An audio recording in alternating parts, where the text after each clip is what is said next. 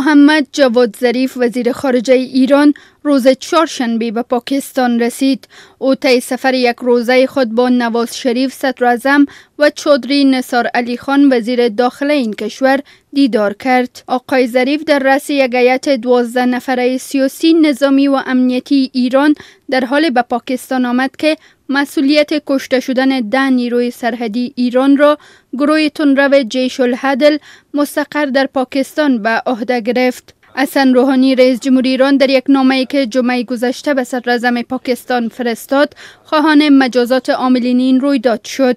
بهرام قاسمی سخنگوی وزارت خارجه ایران روز سه‌شنبه گفت جواد ظریف در سفرش به پاکستان با مقام‌های آن کشور روی تامین امنیت سرحدات میان ایران و پاکستان صحبت خواهد کرد. انتظار می رود که آقای ظریف در سفرش به پاکستان با قمر جاوید باجوا لوی درستیز این کشور نیز دیدار کند.